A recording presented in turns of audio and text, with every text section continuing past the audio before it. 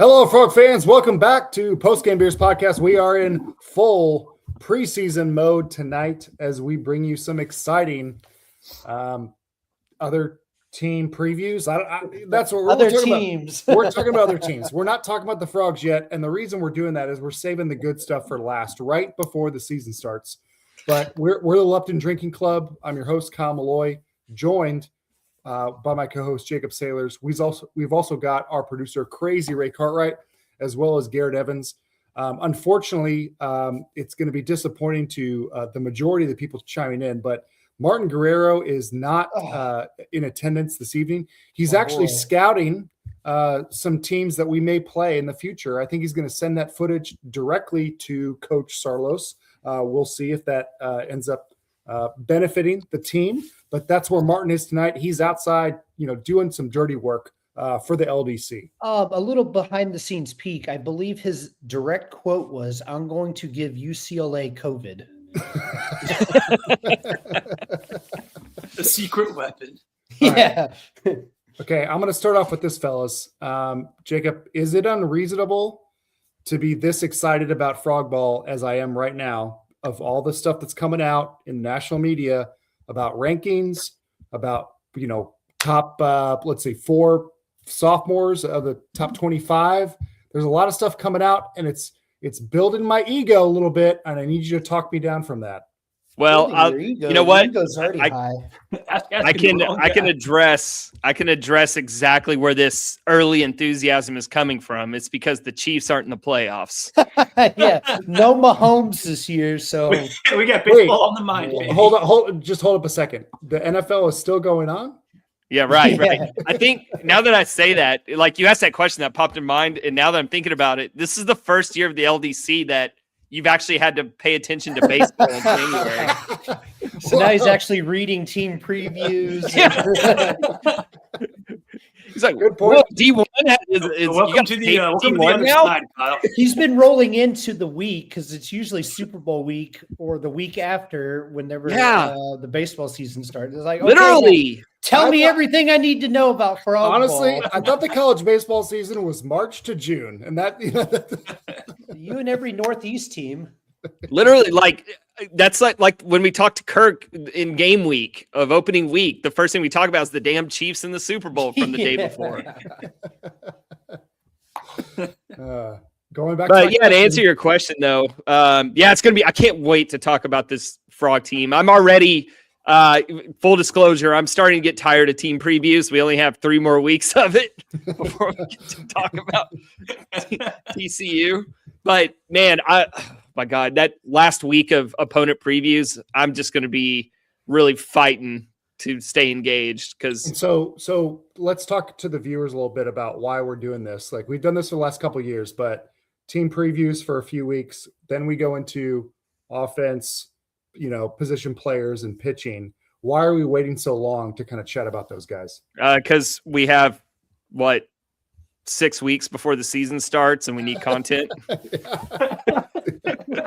All right. I thought there'd be a little more color around that, but that's it. I bring the honesty. That's an honest answer. No, I do like learning about these teams and going into the the season, kind of knowing who we're up against, like some key players to watch out for. It just kind of helps me be an all-around better college baseball fan and therefore a better TCU fan. So I hope the crowd, the listeners, get something useful out of these opponent previews. To be honest, our schedule actually is pretty legit. We obviously have already talked about Globe Life. That's last weekend. If you missed that podcast, we did that last Thursday. But UCLA, they're projected, they're preseason number 1. I mean, that's pretty fantastic. And then we've got some interesting, midweek matchups, which are mostly the same compared to previous years. But at the same time, you never know how good DBU is going to be. They're perennial top 25, ACU. Well, I can. Do you want an answer to that? So D1 came out with their teams that just missed the top 25, and OU and DBU were on that in that article. There you go. So. That certainly tracks. Awesome. But yeah, that Globe Life, man. You got I don't know the rankings, but I know UCL Vanderbilt, I think they're ranked like 17th, and Arkansas is number 5, something like that, something in that ballpark. And then, like I just said, OU just missed the top 25. That Glow Live's going to be legit. If you can get out there, people, try and get out there. Okay, and I was going to bring this up in my news and notes segment, but this is a good time for it. Yes, it is important that you get out there. Guys, I don't know if the last time I looked at TCU's schedule, if the TV information was available, but would you like a rundown of the first couple weeks of Frog television viewing? Is it available now? Are you about to tell me? Hold on. Let's go through this. Get into Flow Sports, baby. Oh, no. So we start out Shriners. Sports season? Hold on. We start out Shriners with Flow Sports. Okay, that shouldn't come as a surprise. That's every year. Okay, but then you have UTA, and that is a Tuesday game at 7:00 at Globe Life. Currently, there is no television information listed for that game. I would not count on there being a television broadcast for the UTA game. So you got to get out to the ballpark for that one. So does that mean we're going to be a live Toadcast from Globe Life? Yeah. We Stay could. tuned. Nobody has broadcasting rights to that game. We could stream it. If nobody has rights, then can we get sued? Is the question. No, because who has Can we put on suits like professional broadcasters? Garrett? You have the hookup there. You need to secure the exclusive broadcasting rights to the LDC for the UTA game. Easy. The LDC presents UTA Globe Life. Oh, this is going to be you like live from Globe Life Park. this is going to be like the old Hold on. camera. I'm just getting warmed up here. Then we go out to LA for UCLA. Oh, God. How many of you guys have a Big 10 Plus login? AIDS? Oh, That's boy. that's almost as bad as Pac-12 TV. Big Purdue fan over here. I've still got one. So after that, we stay in LA to play Loyola Marymount, which is a Monday 3:00 game. No television listed.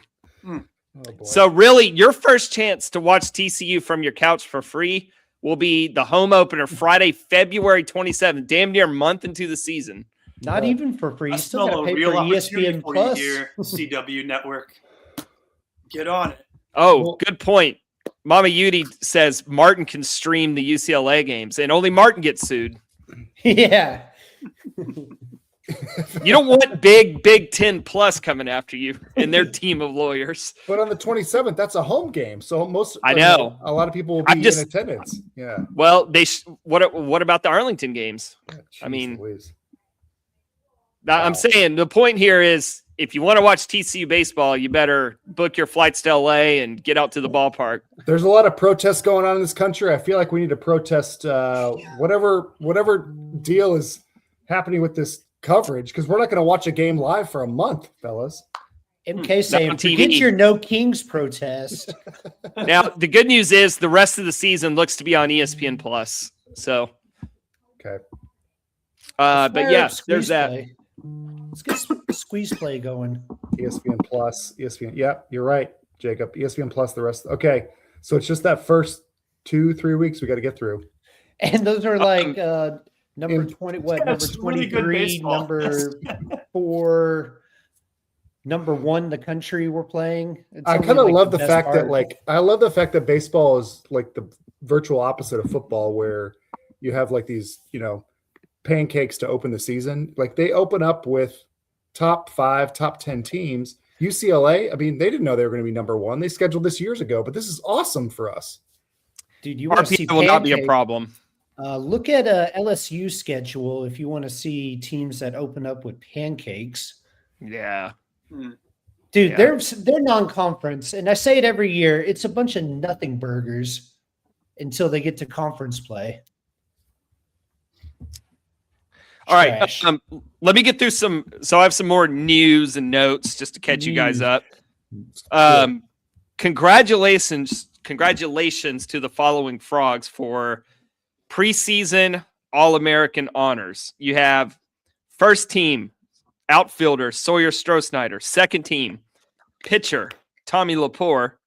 And third team, DH, pitcher, outfielder, Noah Franco. So preseason All-Americans for those guys. As we all know, this is what D1 baseball calls the fake season, as in a lot of, projections and assumptions and predictions. That includes a whole slew of preseason rankings. There's like 8 different services that do rankings. TCU on the D1 ranking that, is usually the most respected. They're at number 10, and that follows the perfect game ranking of number 11. What does perfect game know anyways? Don't know ball. They're usually high on the Frogs.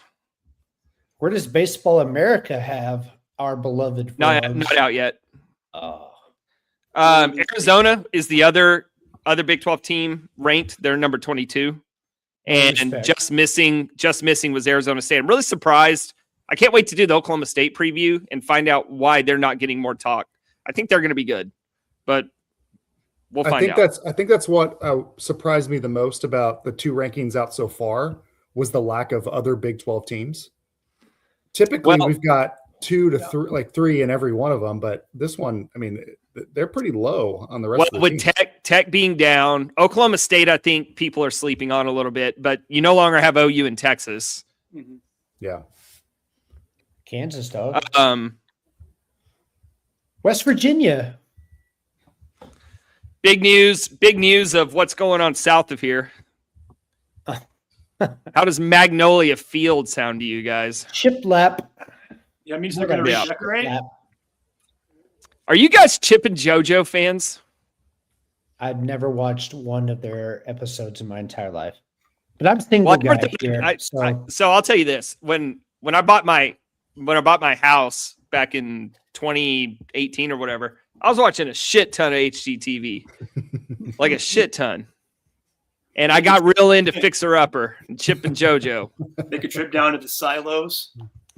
I've made a couple trips to the silos. Get you a $75 Live, Laugh, Love sign. Put it No, above the door. I didn't buy. I haven't bought anything there. It's a money pit. Speaking of Live, Laugh, Love, I had a friend tell me today we should put up a Live, Laugh, Lupton sign. Oh, Ah! there you All go. right, and to combat this Magnolia Field garbage. so my DMs were overflowing, wanting more information on what I don't know what we call it, LDC Plus, our extra source of content that we're going to bring to you guys. If you didn't hear us last week, so we're still going to do the normal 1 episode a week for free, just like we have every other year.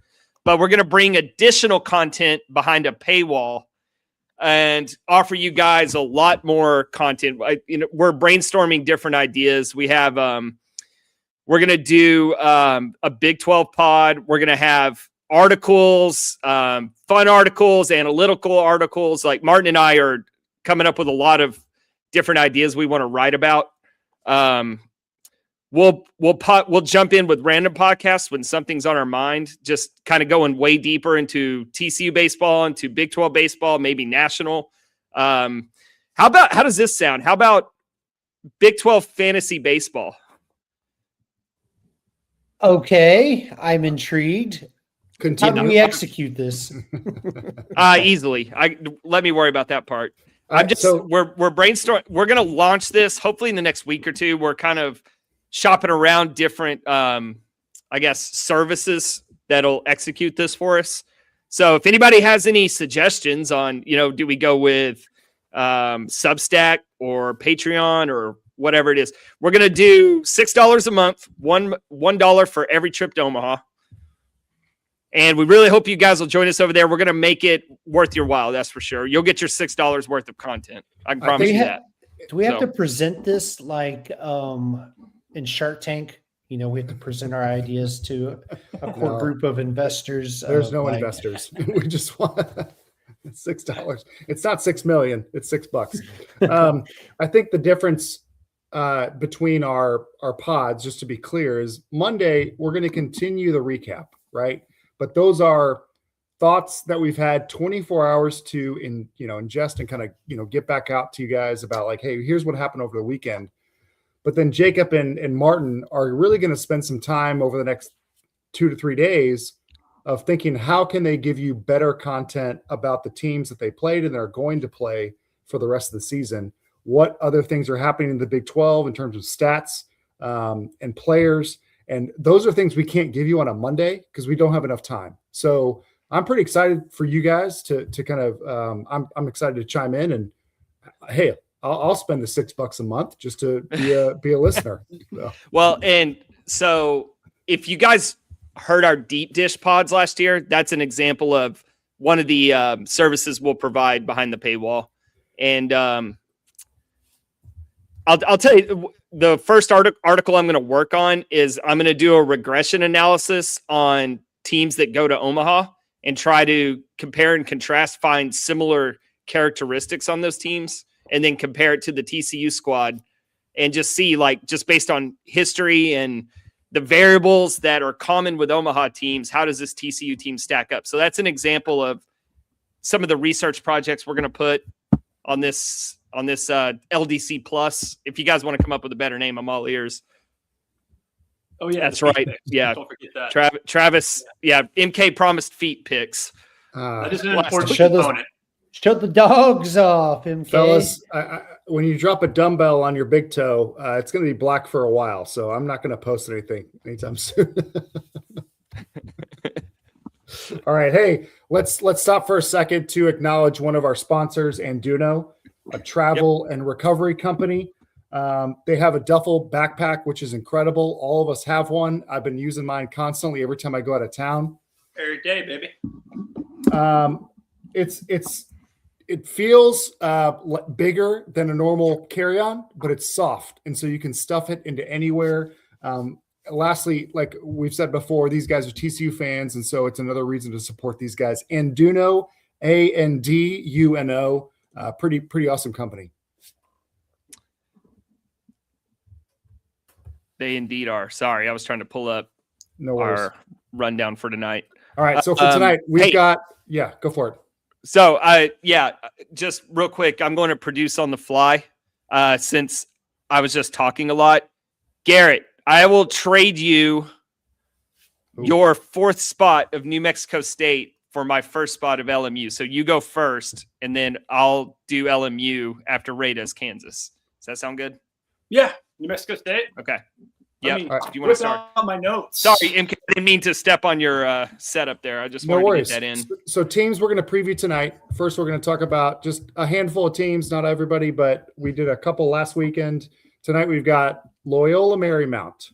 We've got Tulane. We've got Kansas, which is interestingly not a conference game. It's just a midweek game.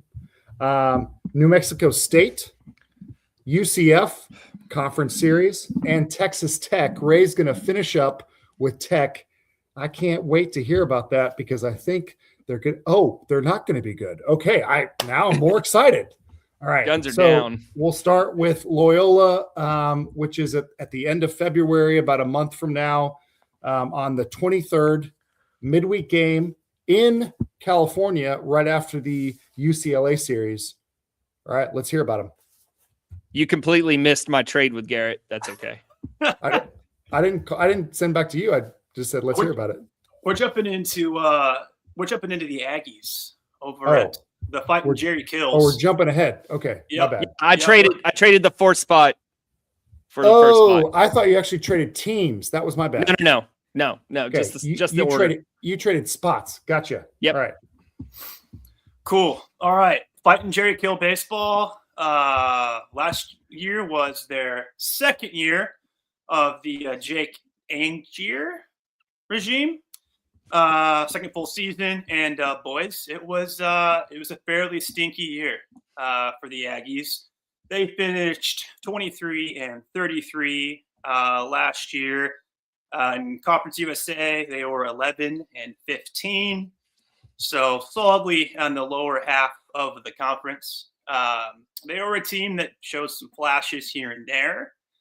They did have some big upsets, including the other Aggies, the Aggies of Texas, and DBU, who we know is a very talented program as well.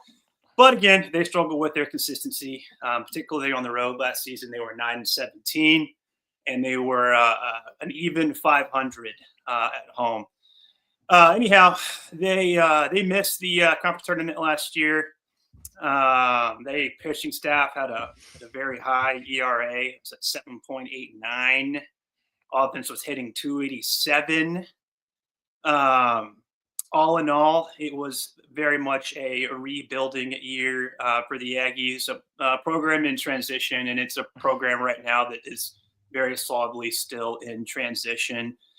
They're returning a decent core of experienced players from last year for what it's worth, given their results. But they really are kind of going to be relying on portal additions, JUCO transfers, that type of thing to make up a lot of depth and try and get better, bounce back in CUSA over there. But again, probably the highlights for returning players, for hitters at least.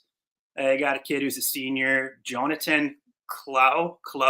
I probably butchered that. He's a Dominican guy. He's 6'4", really big dude. He'll probably be leading off for them.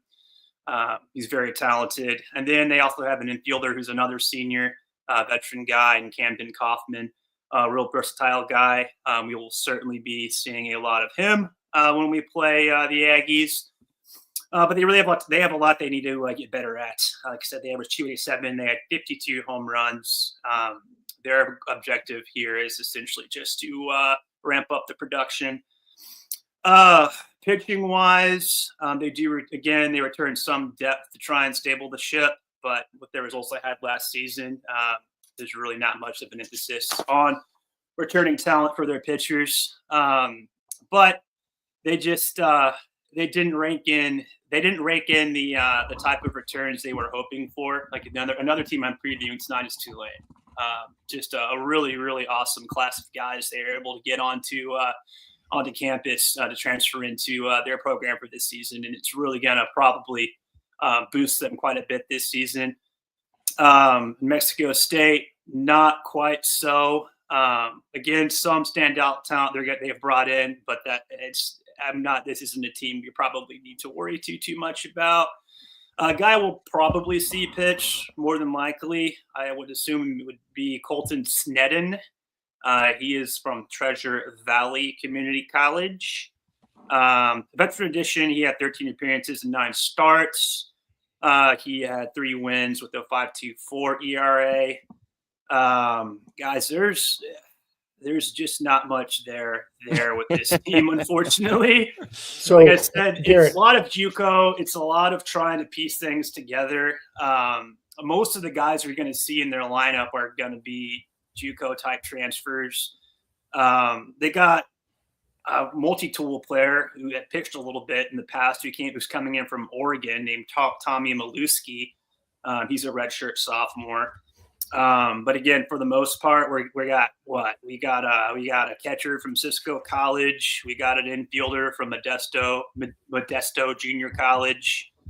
Not much to probably be too excited about if you're an Aggie fan, but that's not to say we should sleep on them. Got to go get a win. Yep.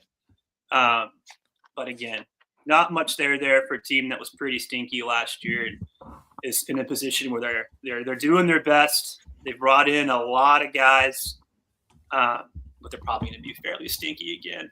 Your prediction for the game on March 17th on Tuesday night is going to be? That's going to be a Frog win. I bet they probably try and throw a lot at us because they do. Again, they did bring in a lot of pitchers. They're really deep, but I don't think they're going to have much stuff. There you go. All right, appreciate it, Garrett. Thank you. So real quick on them, I'm glad we're not playing them away because that elevation out in New Mexico, the ball flies. I mean, I'm looking at their scores from last year. Damn near every game, either them or their opponent or both are in double digits in runs scored. I feel like they always play Tech because they're close by, you know? Yeah. And every now and then when Tech ever goes there, it's always a weird game, you know? Yeah, especially on the road. So we get them at home. We should take care of business. Yeah, without a doubt. That's one of those games where you certainly don't write it off, but go in there, put your head down, take care of business, get it done. Yep. And that's the Aggies, baby. Thanks, Garrett. You're welcome. All right. So now that I don't know the order, who's up next? So just okay. Just who was second? Well, Hold on, second let me pull it back well, it was Tulane, which is also Garrett. Okay, can do Garrett, Tulane. you want to hit up Tulane? Yeah, that's a good segue because I just mentioned the Tulane is kind of the opposite side of New Mexico State. And so far as what they've brought in, this is a team that's going to be all about the transfers. They've got a top 20 group coming in to Louisiana this year. Last season, they finished 33-25.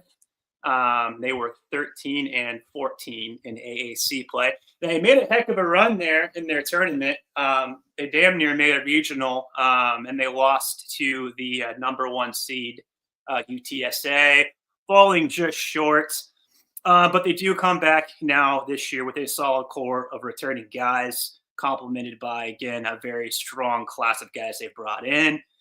Your biggest notable losses to the MLB draft, Connor Rasmussen, a shortstop, and Michael Lombardi. So those two gentlemen are no longer part of the Green Wave, but they brought a lot of guys in. Before we get to that, returning position players that we will definitely see a lot of. Jason Wax, sophomore, standout bat from last year. He slashed 335.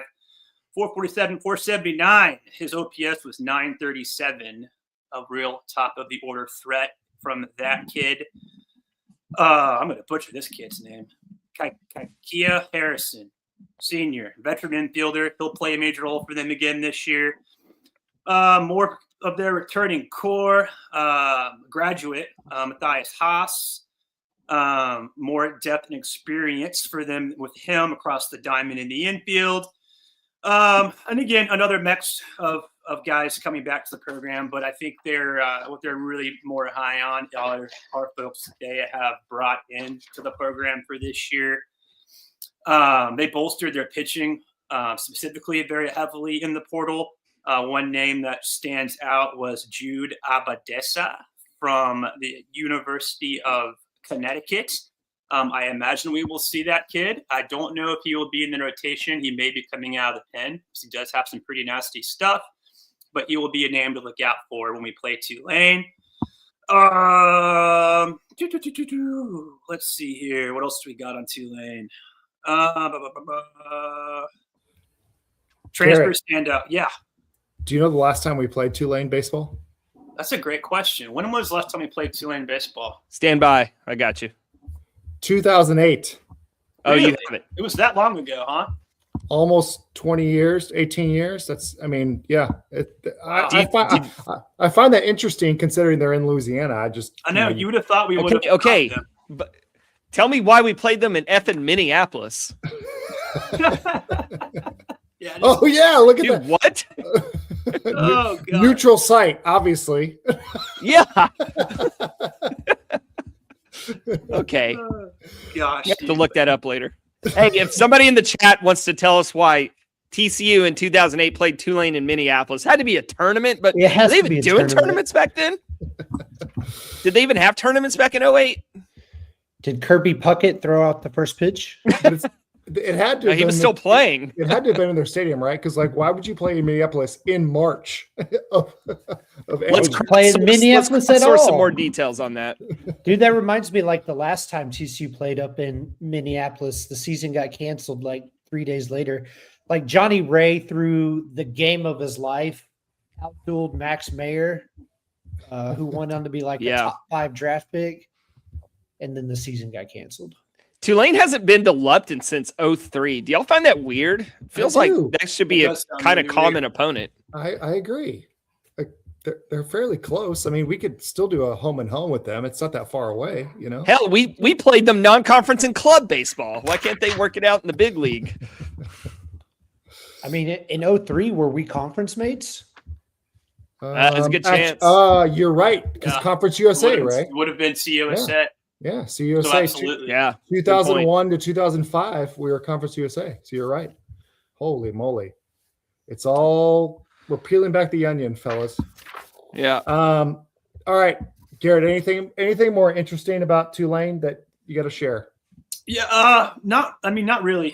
I just am impressed with all the guys they're able to bring in. They have a really strong mix of guys from all different levels of baseball that they have brought in to shore up this team, both with bats and on the pitching side. So it's really hard to tell what their rotation is going to look like. But they're going to be a solid squad, dude. I think they're going to do big things for Conference USA this year if they're able to. Yeah, that's a meaty weekend series, non-conference. Mm-hmm. Yeah, certainly. I mean, is. golly, these first 2 months, man. I think they're going to have some fans that travel too. Yeah, I can't wait absolutely. till we travel back. I think we either go back next year or the year after.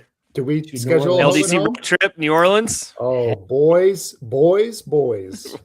We LDC going. hits Bourbon Street. Let's go. Man, I got some stories And, about New Orleans. dude, God, I love That'll that be city. the best uniform matchup of the weekend, hands down.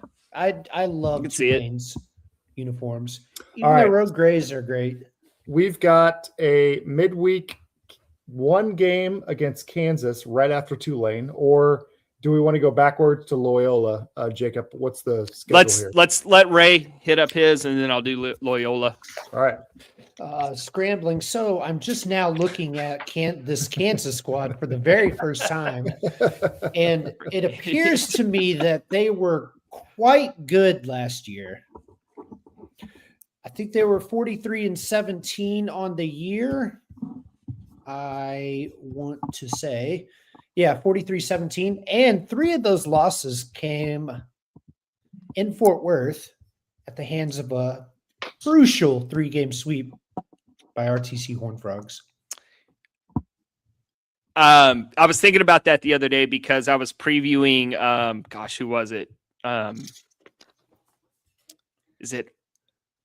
Golly, I was trying to remember. The Kansas ace transferred. I'm trying to remember now where he transferred Cooper to. Moore. He went to Cooper Moore. LSU. LSU. Thank you. Yeah, I was Bayou doing Bengals. on LSU, just casual for fun, and I'm like, man, that guy we smoked is gonna be the ace of the LSU staff or the second Saturday guy. That's, Can I pause real Uh, quick? Can I pause the comment? Like, we've got some comments that were answering our questions about TCU and Minneapolis. So M. Hawksworth says the DQ Baseball Classic in 2008, University of Minnesota, Tulane, Pepperdine, and TCU, which is wild. what a tournament. Hey, And did they have then- someone in the outfield like holding a blizzard upside down? So, we know it doesn't. And then Adam Stern says, I lived in Minneapolis at the time. Wasn't US Bank Stadium or Target Field.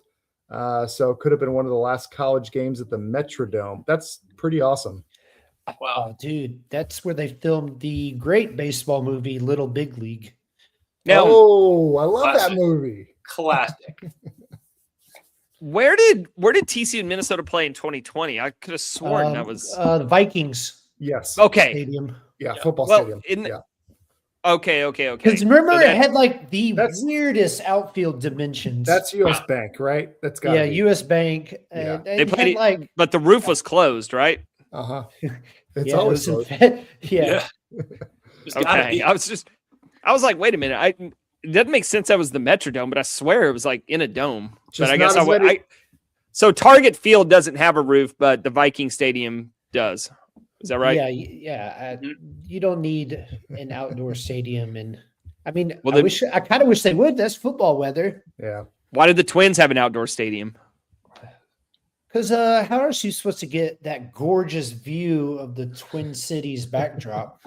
I bet that would be fun, actually. to go Lambeau to a Field game still there. outside. We've got, Arrowhead for the next 3 years. I mean, Everyone's going dome. everyone's Bears are going gonna dome. go eventually. dome. Yeah. Washington. Well, the just- NFL sucks with their new stadiums. I hate it. It's all just cookie cutter, copy and paste, Dude, same just crap. Every Everyone stadium. getting dome. These so days. what are you looking for in a new NFL stadium, Jacob? How about something unique?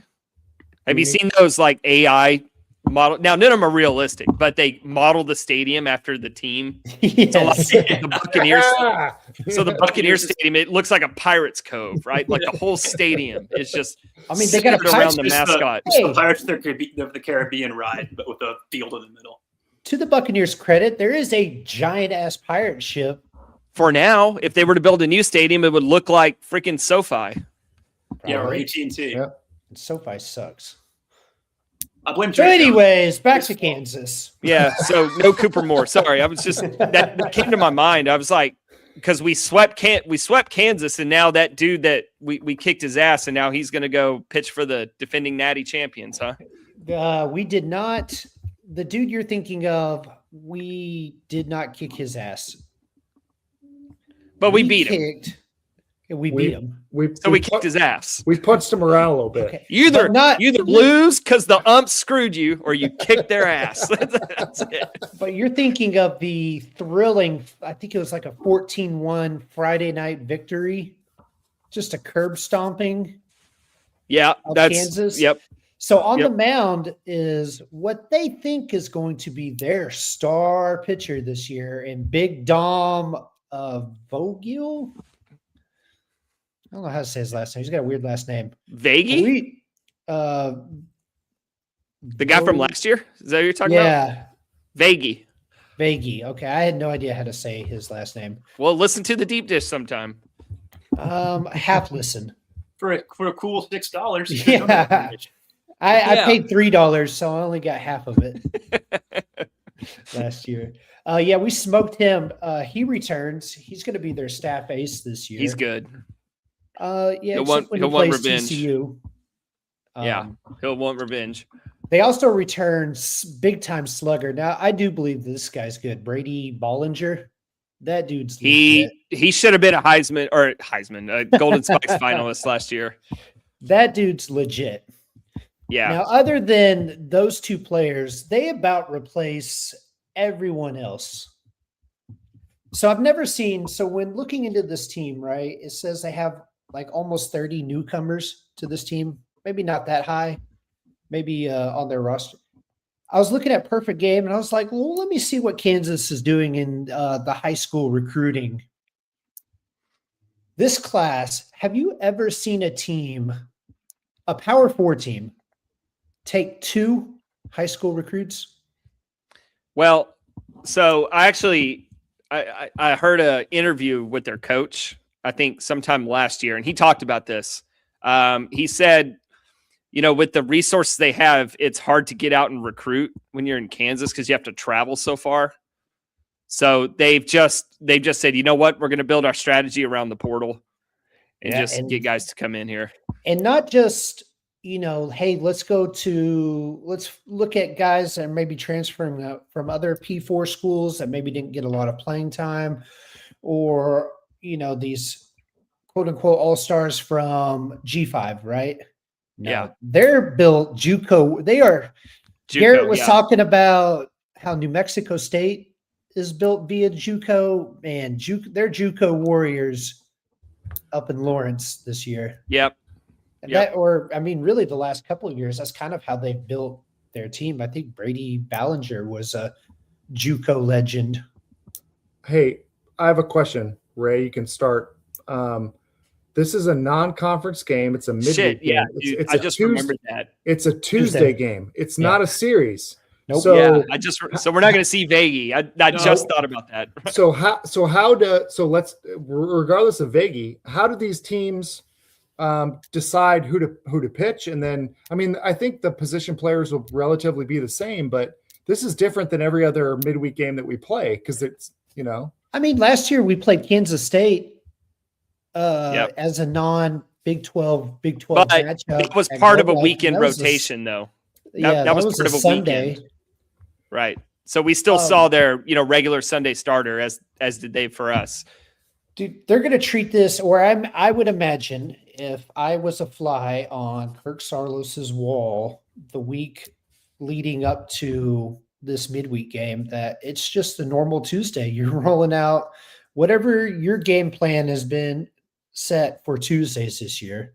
Mm-hmm. You're going to roll that out. Now you're not going to see Big Dom. You're not going to see any of their, on the Kansas side, any of their premium arms, but you'll still see the bats.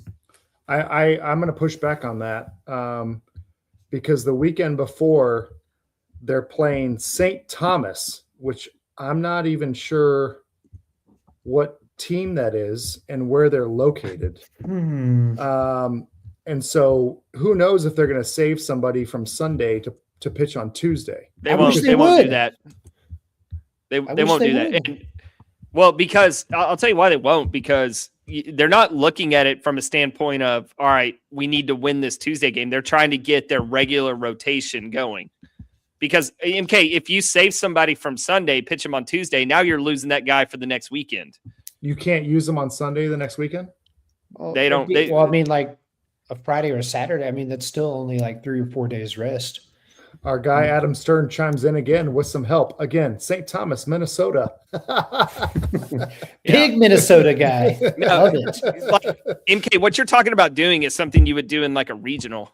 I'm just saying, Like- if they want to compete and they have a starter that they feel comfortable with, they're like, hey, let's let them go 2 more And days. it's also something you do if you're like a DBU that is just starved True. I for agree with that. RPI, right? If- Like, or they still got their conference If you're an schedule. unserious Or- program, you're going to do this. You're going to No, do that, in right? DBU's case, they did that stuff when their RPI, their big RPI opportunities were on the weeknight, not exactly. on the Had to. weekend.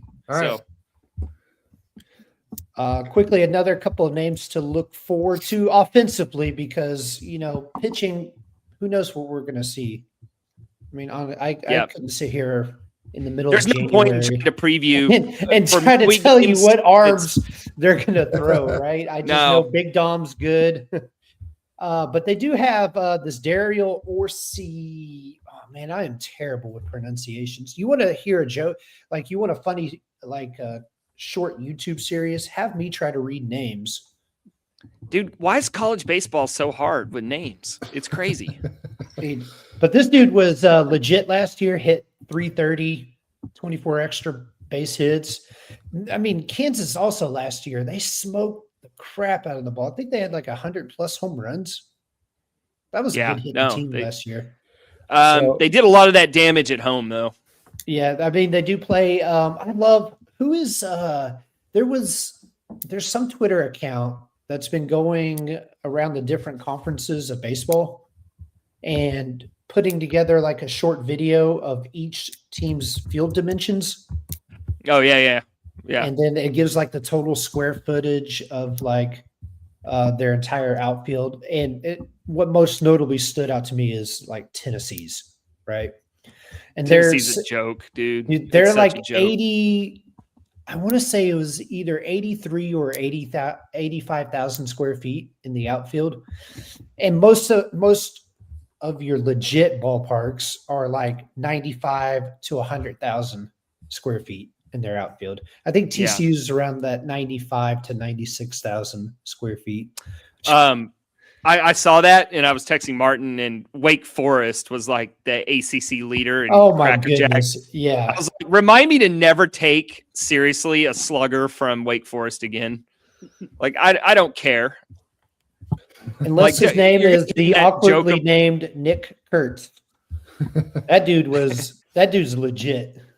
Fine, but dude, I don't want to hear about it when you're hitting in a ballpark like that. Like, I could go out there today and hit home runs on Okay, so fuck this 310 to left field. Get out I'm, of here. I'm going to sidetrack for a second. Do you see the Royals were bringing in the fences by 10 feet? I did. Well, Yeah, that's because a- everyone dude, was that's a making big-time fun of pitcher Vinny ballpark. Pasquini. How do you say Vinny Pas? Again, another name. Pasquale? Yeah, that dude. Everyone was making fun of him. Okay. Now he could hit. I just find that better. interesting. I've known that ballpark since I was 4. So I've got one tear coming out of my eye because It's a great ballpark. I know. Okay, going back, I negated my previous argument because after TCU, they're playing Texas Tech. So they're certainly not going to pitch anybody on Tuesday night against us. No. Yeah, you got to save your arms for vaunted Texas Tech. So that might be that More just on might be that later. a really interesting game of just like, hey, every 2 innings we got somebody new coming in, for both teams. Bullpen game. But so I Yeah. want to close with Kansas and get y'all's thoughts on this program because, I mean, kind of what Dan Fitzgerald's done at Kansas is kind of nothing short of miraculous, right? I mean, that ballpark sucks. That's Well, I'll always tell a you- bottom that's a stellar dweller if I've ever seen one, and he's really Yeah. turned that program around. Yeah, I mean, look, it's an athletic department that frankly doesn't care about baseball, especially back before before the new coach came in. But I give them credit for trying something different. Like it's kind of like Moneyball, right? You can't compete the same way as everybody else. You gotta recreate these players in the aggregate. Well, just you have to take a different approach. You can't go heads up with a lot of these other Big 12 schools and follow the same blueprint they are. So they're trying something different by just being a JUCO all-star team. And from where they've come from, it's paid off. Like I don't have their baseball cube pulled up, but have they been to a regional since this new coach took over? Last year? Let me look that up. They were in a regional last year? Yeah, I mean they were 43-17. Okay, that was last year. I think that's like the second best record in program history. Which No, I'm you're right. surprised it's not the best in program history. All right, yeah. So they were okay. Yeah. So Dan Fitzgerald, that was his third to season. Kansas or Arkansas. I think they got sent to they were Fayetteville. Regional. So surprisingly enough, the coach before him actually made it to 3 regionals. Back in 2014, they were 35-26. RPI 44. They must have just snuck into the regional then. And what the hell happened did they win the tournament in 09? Because they were 39-24 with an RPI of 52, and they made the Houston regional. I was watching Mountain West baseball back then. They must have won the tournament. Anyway. I was watching Matt Carpenter do his thing. So let's see. Yeah, man. Dan Fitzgerald's record, he struggled the first year, but 31-23, which was an improvement big time, and then 43-17. So yeah, he's building a program, no doubt. And I hope the school kind of helps him out with facilities. And I hope so too. You Maybe do they hope can that? I don't siphon hope that. some of that. I want them to push it all into basketball. I don't give a shit. Well, I mean, the Big 12 needs some beef, man. I know. We need not turf fields everywhere. Who's the big booster that's true too. for Kansas? It's David something. David Booth, maybe? I think did he kill He killed Abe president? Lincoln, bro. Yeah. Hey, Jeez. Too soon, Ray. yeah, Ray. Whoa. It's David something. He's poured $300 million into Kansas football. Let's be honest. It probably is the same name. That's funny. All right. Hey, Anything else on that. Kansas? All right, for that one game series, appreciate It's fun though. Yeah. the hour long. Hey, Well, we got to compete with them in the Big 12, so it's good to I know. take a good look at them. Question is, if we beat them or vice versa, how does that game affect us? It probably doesn't in terms of conference standings at all. I mean, just not maybe at all. RPI. Yeah, RPI. Okay. It's an RPI boost for both teams, really. Or All right. it's not going to hurt you if you lose, but it could help you if you win, kind of thing. All right. Okay, so we got a few series left. Loyola, which is one game. We've got Mhm. UCF and then Texas Tech. So where are we going? Okay. All right. Let's talk Loyola Marymount. Ray just stepped away, but I'll ask you too. Do you know the current connection between Loyola Marymount and TCU and their programs? Kirk Salos. Nope. At least not. Does Kirk have a history of Loyola Marymount? I threw that out there. 'cause of the Okay. California Like, connection. maybe I missed that, but I think he did. What about our previous? Let's see. See if anybody in the chat can name it before you guys Loyola. take another bad guess. I'm not gonna. I won't do some research. I'm gonna What was the throw it out. question? What is I have no TCU's idea, dude. what is the current connection between Loyola Marymount and TCU's programs? You know it, don't you? Chase Brunson. Bingo. Where would these teams look? Where would these teams be? I mean, we don't really know about Loyola Marymount. Where would TCU be without Chase Brunson Oh last my few gosh. years? Oh my gosh. Most underrated. Most underrated. go back to probably this. TCU baseball player ever. I love him. This was like a signing day flip. Like we offered him like the day of, like one of the last days to right before they officially commit, and we snagged Chase Brunson. And it's like, okay, cool. Is he completely forgotten because of Stroh and Franco? All right, so that's interesting. So we are while we do our offensive preview, we're also going to have an interview with Chase Brunson for that very reason. Stroh and Franco are getting a ton of attention. Mm-hmm. And somebody needs to pay attention to Chase Brunson. Oh my gosh. Yes.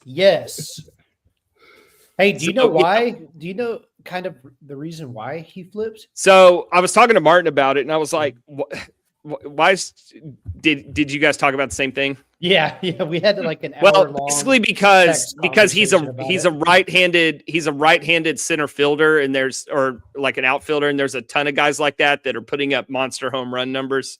So if he was like a lefty, he would be getting a lot more attention.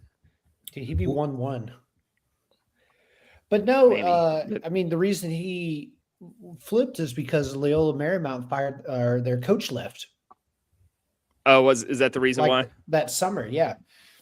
Yeah, me and Martin had this long thread of how Loyola Marymount's coach leaving directly affected like TCU baseball. Right. And I told him, I was like, you need to come on, you need to tell this story. Because it is pretty crazy how TCU. No, I can't wait to talk to him about it. Affected. So I can't wait to talk to him about it. A little teaser, a little preview of Martin's fun thread of how a little Loyola Marymount coach directly led to all these great TCU baseball players. But yeah, we'll have Chase on. We'll play that interview probably after we preview the offense. So something to look forward to. Which, by the way, didn't mention this when we were talking about the paywall. Any kind of player interviews or anything we do like that, these ad hoc shows like that, those will remain free too. We won't make you pay to hear us talk to Chase Brunson or anything. So, all right. So Loyola Marymount, we last played them in 2016. Everybody remembers. They came to Lupton for a 3-game series. They sniped us on Friday night, and then we shut them out on Saturday and Sunday to take the series. Obviously. So we get them 1 game this year. So I won't go, too deep into their roster or anything. Monday, but I will tell you this: no less though. On a Monday. On a Monday, Monday during work hours too. So not on TV. So yeah, that'd be fun. Martin's there. So really, the story with Loyola Marymount is they're kind of in a rebuild. They lost 40% of their offensive production last year. The main guy that they're bringing back, and as I was kind of reading on them, I'm excited to watch this kid play. His name is Nate Savoy. He's a first baseman or an outfielder.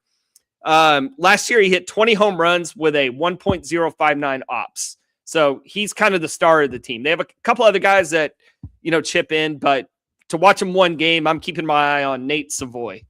As far as pitching goes, it's all a rebuild. God knows who they're going to pitch in midweek. So whatever.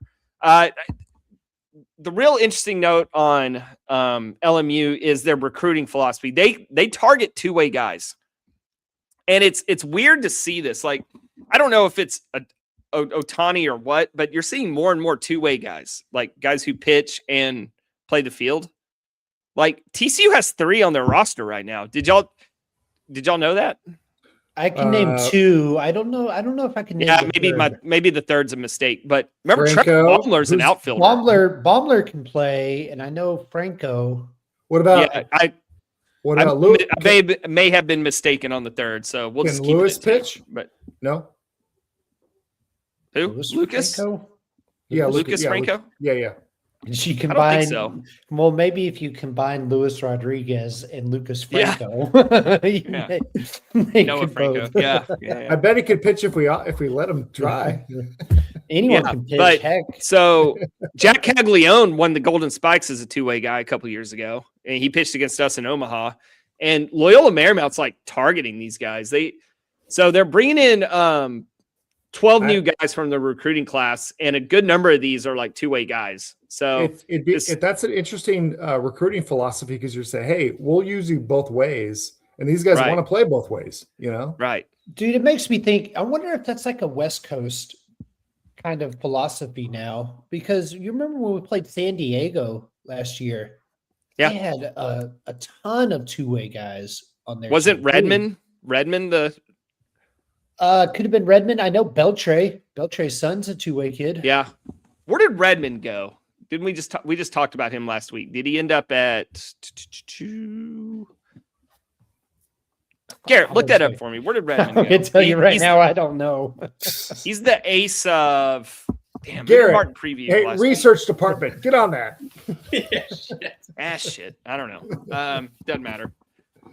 So let's see. Martin previewed this- UCLA. UCLA. That's where he went. Thank you. Yeah. Nice. He's now that. So we'll get to see Redmond again, as we talked about last week. Good, we smoked him.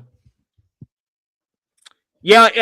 I think this team's going to be in for a tough year as they're rebuilding. A lot of young guys. I mean, the young guys could show up and show out, but I think this team's going to struggle. We should be able to handle them, but it'll be interesting, playing them off of a 3-game series in UCLA and then turning right around and having to play them on Monday. Like, are we going to be ready for that game? We'll see. So We'll be more than ready. that is any questions about Loyola Marymount? I didn't want to spend too much time on them because it's non-conference, 1 game. No, there's a bunch of TCU connections. Do you have other Loyola. TCU connections? What do you got? Well, TCU libero Cecily Bramscheiber transferred there last year and played. And TCU soccer legend Okay. Sarah Melcher transferred there to play. The Chase All right, Brunson Garrett, you ready? butterfly effect is kind of wild, though. Yeah, that's I true. did not- Yeah. I did not realize that. I mean, dude, just the web that it Yeah. has spawned. That's nutty, dude. All different tangents. Yeah, come to @RayCartwright for more fun TCU volleyball and soccer facts. Do we Yeah, real Paywall. quickly Paywall. want to do real quickly here, little UCF year 3? Well, in the Big let's 12? don't rush it too much because this is a conference team. So Yes. we play them 3 times. So let's hear about them. You don't have to Okay. spend all day on them, but don't Let's rush hear about through them. it. All right. Okay. They were a kind of sad 9-21 last year in their second year in the conference. What were 2 of those wins? Yeah, and that's very frustrating that we struggled with this UCF team because they were not very good last year. If you were to pick one single weekend that cost us hosting, it would be that one. It would probably have to be. And they are returning a fairly talented core of guys. But this is yet another team that is going to be trying to rely on a strong portal class.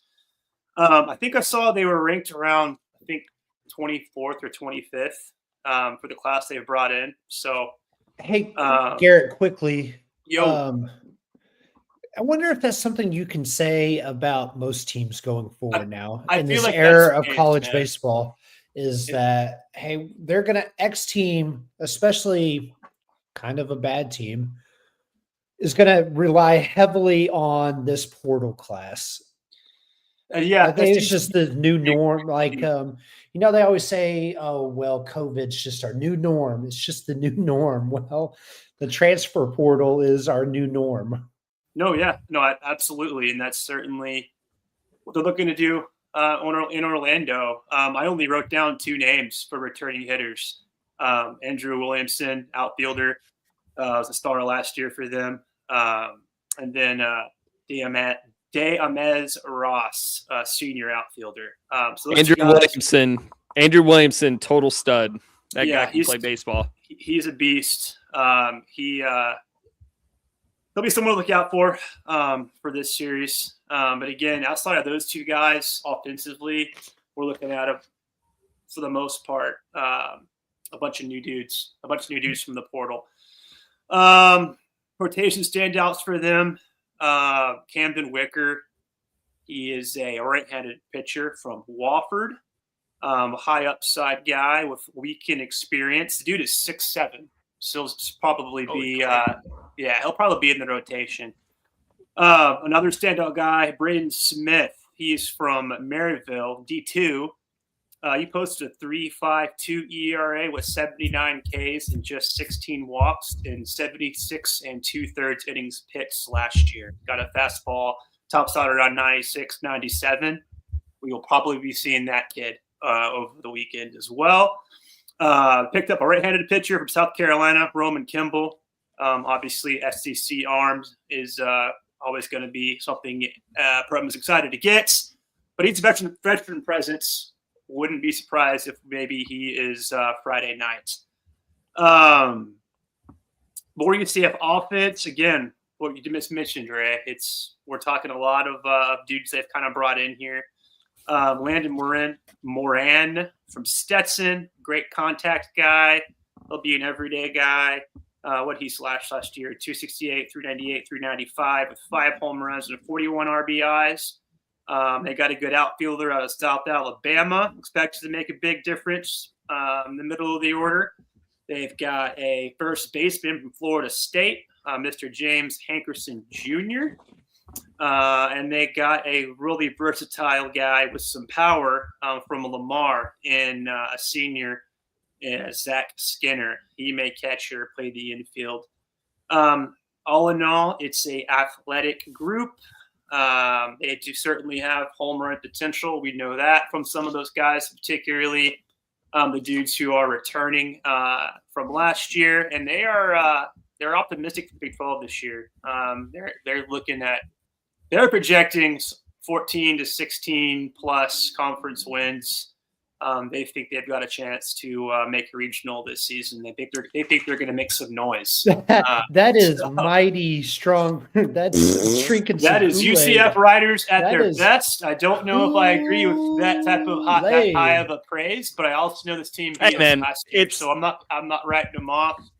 It's the fake season.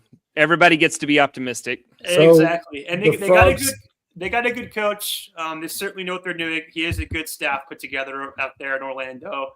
But again, you're looking at a strong blend of new dudes coming into the program. So the Frog Star Conference, the conference opponents against Arizona State in Tempe, right? A couple weeks before that. This is the first home Big 12 series. Is 2-1 sufficient for us to be happy with this, or are we expecting a sweep of UCF? You always take 2 of, if anytime you can take 2 of 3. Yeah, I'd be very pleased with 2 wins. Yeah, sweep is. Let's see how we're doing at that point. Yeah. But hey, Garrett, quickly to your to the UCF Kool-Aid that is being drank there in Central Florida. So do y'all follow the Twitter account Pair Ratings? Yes, of course. Oh, yeah. So he put out a little graph. Baseball too? Yeah. Big time college baseball guy. Oh yeah. He put out a graph of Big 12 hardest schedules and ranked them 1 through 16 or 14. And UCF, by all the metrics, has the hardest Big 12 schedule. 14 wins is going to be a tough get for this team. Absolutely. But they're allowed to be excied. So if they're mediocre, then they could certainly make a regional. Why not? Right? Why not? They seem to think so. They think they've got something special. I don't know if I necessarily agree with them, but again, I kind of have this game circled because last year was really frustrating.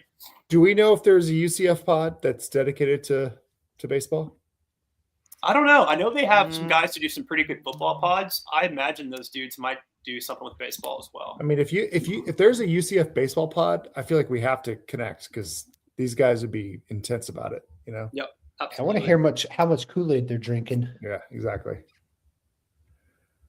I mean, they can put together a good season every now and then. I'm looking at their history, and I mean, that's the thing. When you look at their history, I mean, so what? 9-21, not great.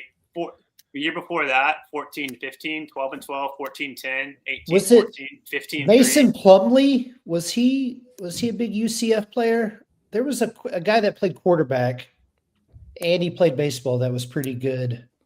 Don't they have one of the biggest for enrollments UCF. of any college in the nation? I believe Yeah. they do. Their Yeah. online school. Yeah. I mean, with that You want to many say people, Houston's a commuter school? The freaking UCF is one of the biggest commuter with schools. that many people, you got to figure out you can field some teams, right? They're like East Coast Grand Canyon. Reese, thank you, Adam. Man, Adam, I love the chat tonight. Where they're Yeah. coming respond. through. Shout I out think you're Adam. thinking of the They- former TCU pitcher, I mean, they're Mason. Gosh, what was his name? Yeah, he pitched played much. catcher too. Yeah, Stop Brassfield. his brother was on the team. Jacob. What were their last names though? I can't remember. It was something like that though. I think that's who you're thinking of. Okay, fellas, we've got one more series to go for the rest of the pod. Ray, are you ready to roll? Oh, sure. We'll keep this under a good 60 to 90 minutes. Yeah, dude, I could spend 2 hours on Texas Tech baseball. just love it that much. Well, Let's Okay, divide by here's- 10. it's a love hate, right? Because man, when TCU baseball was humming, Tech baseball was right there, and it made it such a fun rivalry. Like, do y'all think this is a fun rivalry right now? I love it. It's my Wins. favorite one in the game. Even with Tech baseball being so down. And so I, It's a lot more- when it's a lot okay, more okay, fun when they're we good. we talk about that. We talk about that like now and when we're not. But as soon as it's time to play them, I don't care. Yeah. I mean, Like true. I don't care how good they are. I don't care how Mhm. good we are. It's filled with Tech fans, and then we get a good crowd out there in Lubbock, and it's a lot of banter back and forth for sure. Like even football this year, we didn't even play, at all. Like, which kind of sucked, to be honest. Like, It I'd does. rather Yeah, Yeah, play the teams I hate than That's a not play. travesty to not play them in football this year. Like, I we agree. would have gotten drilled, but maybe Bryles would have been fired earlier. I don't know. I'm just saying, I'd rather play the teams that I hate. So all this to say, oh, how the mighty have fallen. So once again, in doing all this quote unquote research, right? I love this is the great thing about X is it brings the college baseball community together, right? And good friend of the pod, Ben Upton, tweeted out a lovely graphic of RPIs in 4 season successions, Mhm. right? Starting with 2017, right? You look at it in 2017, Tech had the third highest RPI between the years of 2017 and Yeah. 2021. Then you fast forward, and he's doing it like from 2017 to 2021. The next will be 2018 to 2022, and so on. If that makes sense Yeah. for y'all. yeah. A from- rolling average. Yeah. So for 2018, well, then they fall down a little bit. Now they're number 7 from Yep. 2018 to 2022. From 2019 to 2023, now they're number 12. From 21 to 24, you have to go all the way down to now they're 31. And currently, and it gets worse. they are from 22 to 25, and they're really holding on to that 22 season. They are at 46, and so it's just a slow progression downwards. The 22 season wasn't one to brag about. So let me Maybe. piggyback off that, Ray. Let me tell you, starting in I'll go back to 2016, and this is their RPI by year, starting in Okay. 2016. So this will further highlight your point. 14, 7, 8, 11, 44, 15, 45, 38, 60, 89. Jeez. Golly. Where does the bleeding stop? Oh my goodness. Yeah, where's And the- I- Are where's they the- gonna be where's the bottom 120 at? this year? dude, they might be lucky. They might be lucky to crack 100. I don't know. I mean, I feel like so last year I previewed Texas Tech baseball, Yep. and I distinctly remember leading off with, "Is this a big year, a big prove it year for Tim Tadlock?" And do you remember what what do we they do? said? They go and lose. They have a losing record last year. Okay, yeah. Do you remember what we said to that question, or at least what I said? I don't remember what everybody else said. I said no, because it's not going to matter. No, it doesn't. It didn't. Like I said, they were going to suck, and what are they going to do? Fire the pitching coach? Yeah, that's what they did. They fired the pitching coach. But yeah, Matt. I think his name's Matt Gardner. He's Yeah. gone, and somehow he's the pitching coach at Houston. So That dude must be. He must shine in an interview or something. And so, hey, and so what did these geniuses in Lubbock do, right? So we're going to go look for MLB level, organizational level pitching development, and we're going to go get a guy from the Rockies. Oh, because they're known for, developing the greatest of arms, right? That's When I think of the Rockies, I think of pitching. I know, right? Dinger, another dinger. Oh, geez, a dinger. Kyle. They had Daryl Kyle. They had There's just tens and tens of them. Daryl Kyle. All the standout. Yeah, name your top 5 Rockies pitchers. Trick question. You can't. And so it just feels like this is just a mess of an organization right now in Lubbock. And part of it is, has the game passed Tim Tadlock by, right? He's kind of a red ass. Always has been. I mean, he looks like he's West Texas. He's about I don't know, 5 foot nothing. Sauce and Dangle's always looks doing like well. bad, So resources. okay, now we're getting somewhere. I mean, it's the same conversation we've been having for 3 years about this program. Right. And the masses are starting to get a little restless in Lubbock, right? Yeah. So And you know what? Who are the masses? What's their athletic director's name? What's his name? Kirby Holcutt or whatever. Holcutt. Yeah. So the masses can protest, and you know what he'll say? Football. I hope you liked that football team playoff appearance. I hope you did very much. Drill, baby, drill. So they are the seed is getting warm in Lubbock. So I'll believe it when I see it. With the always, life I mean, but the contract? talk always has been Another year like Tadlock's last had year. It's gotta get a ready lifetime to go. contract. So it's always been that Tadlock has a rolling 7-year lifetime contract. Well, That sounds to me like when your company offers you unlimited PTO. It's like, yeah, we can give you that, and then we can just take it away. You abuse So it. cool, it's here's your gone. lifetime contract, and then they just rip it up in If front of you you and take say, advantage of this, then you're no longer employed here. well, Yeah, right. Kirby has taken that away. He no longer has a lifetime contract. exactly. in It doesn't mean Lubbock. anything. Now, this contract still goes through 2031, right? So What do you know I the mean, buyout on it? it can't be much. I think he makes $1.5 million a year. So what, maybe 2 half million? of that? Couple billion. Yeah. Oh, maybe I don't know. So the seat's getting a little warmer, and there is great debate because I do talk to a lot of tech friends. I have tech friends. I talk to tech people, and people are split on whether Tadlock has fully embraced this NIL era. Some say he's vehemently against it, and others, and I think it's a mixture of the two, are probably correct, is there is absolutely no support for Right. baseball. Hmm. I mean, everything is going towards football. Like even men's basketball, Tech loves men's basketball. Even they're not being to the extent that football is, right? Yeah. And as Cody Campbell runs roughshod over NCAA right now, they're not supported.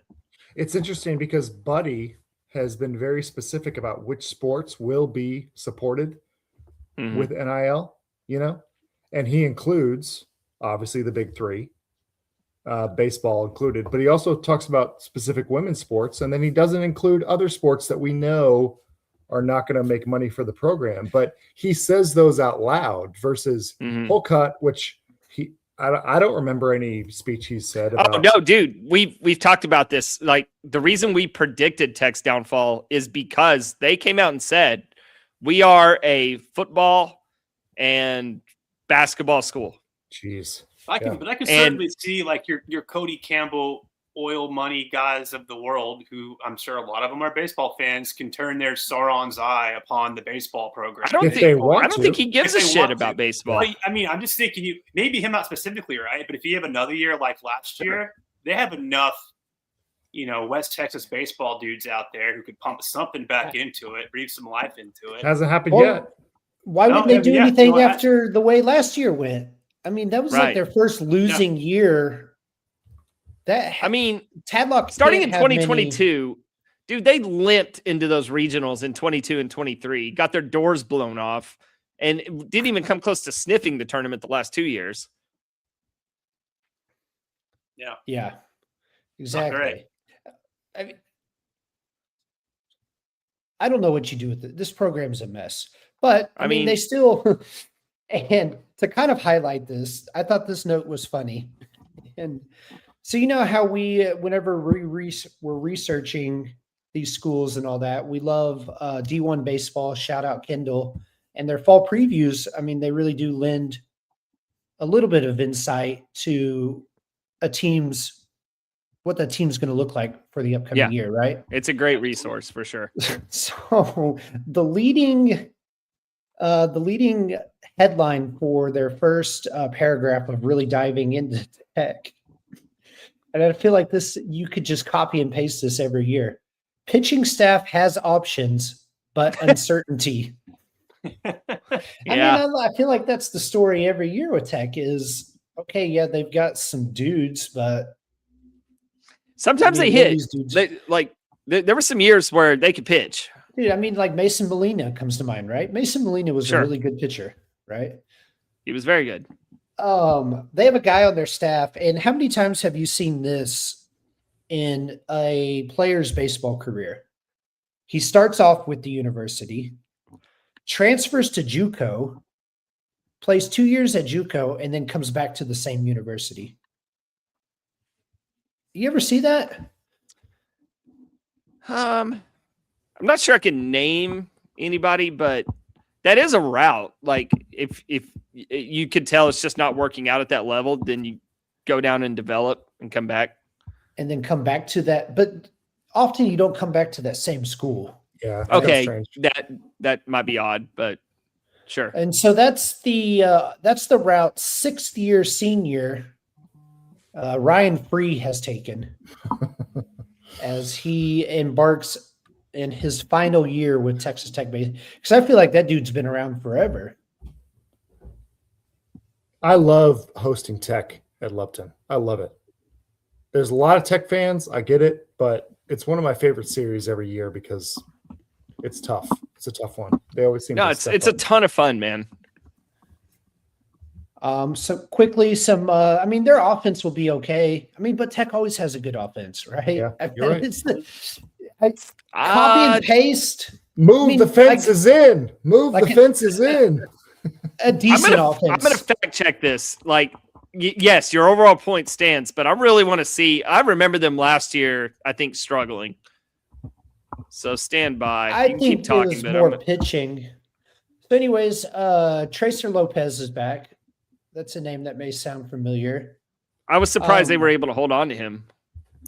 Yeah, I'm surprised. And that's another thing, why you say that is Tech has become a feeder program for SEC baseball.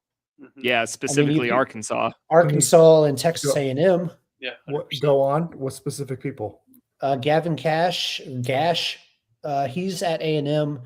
Mason Molina transferred to Arkansas a couple years ago. Their catcher, who's their catcher? He transferred to Arkansas. I forgot his name. And yeah, I feel like there was another, maybe a third baseman or a shortstop that transferred. But And maybe I'm thinking of Gavin Gash.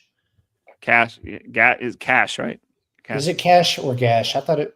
I think Anyways, it's Cash. Doesn't matter. Gavin Cash. Yeah. Hey, breaking news on Texas Tech's offense. They were 6th in slugging, 12th in on-base percentage last year. In the Big And 12? yeah, in the Big 12. And team ERA, they were 11th out of 14. See, it always just feels like their pitching staff's way worse. Bad. Yeah, they're Stinky. mediocre on defense, at least in terms of fielding percentage, which isn't the best stat, but yeah, their offense wasn't great last year. So selfishly, I kind of wish they were better to help our RPI, but it doesn't sound like they're going to be, right? I think middle of the pack at best. I think that's best case for Texas Tech is finishing in that 8 to 9 range in the Big 12. You know how I was referencing earlier, Big 12 strength of schedule. I believe they have the 9th hardest Big 12 schedule in the conference this year. Where comparative, Yeah, I mean, TCU how do has the you? 4th.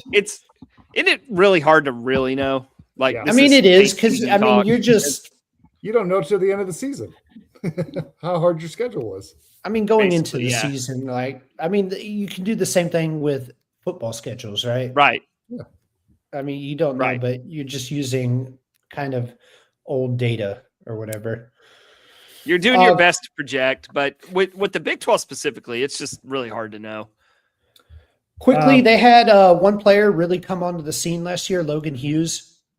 And he's actually, if you look at some prospect lists for the upcoming draft, you might see his name mentioned. He hit 327 with 19 dingers last year. That's pretty good. And Wow. 1,100 ops. He's really legit. They had they brought in an interesting shortstop. His name is Lincoln Garcia. He's the 90th rated player in the nation this year. He's probably gonna be their opening day shortstop. But as the saying goes, in the end, does it even matter? Tech's Give tried me a so second. hard, and they haven't got so far.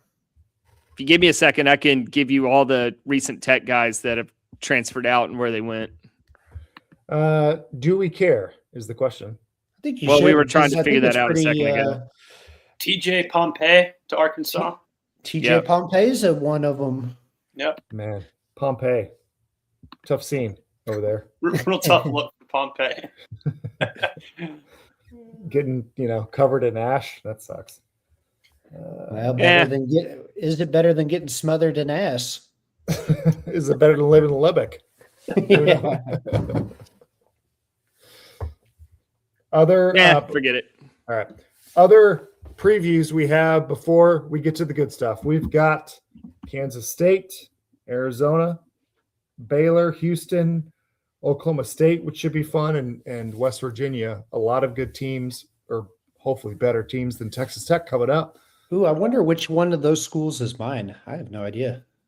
Ooh, can't I get a remember. bye week next week. I have no previews next week. Oh, you can take a week off. What's the list, Oh, JD? yeah. Huh? What's the list? I literally have no idea who I either- have. So actually- next week. So next week is Lamar, Ray. Oh, you I have do that have one. them. Yeah. Exciting things happening down in Lamar.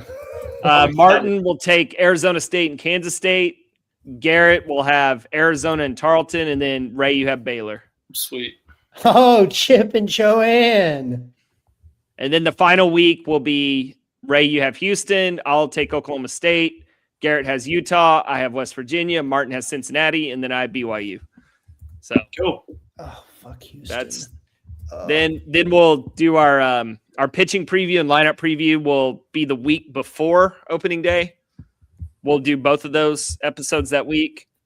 And then we have interviews the week of opening day. Some So fun that's- interviews That's a coming look up. ahead. Hey, how That's- about we schedule some more interviews between now and then? We have 3. Why not 4, 5? I'm fine with that. Why not I wanna 6? Let's get 6 interviews for our 6 trips to Omaha. yeah, we can get Kendall on, we can get Ben Upton, I want to get another player. I want to get a pitcher and play that for our pitching preview. Dude, let's get Tommy. Yeah, that's who I had in mind. Anyway, Cool. enough about us. This was Let's fun. get out of here. Always love hanging out, talking ball with you fellas. Thank you for listening to Post Game Beers podcast. Check out Anduno and grab a long drink. We'll see you soon, fellas. Go Frogs. Go Frogs. Go Frogs. End stream.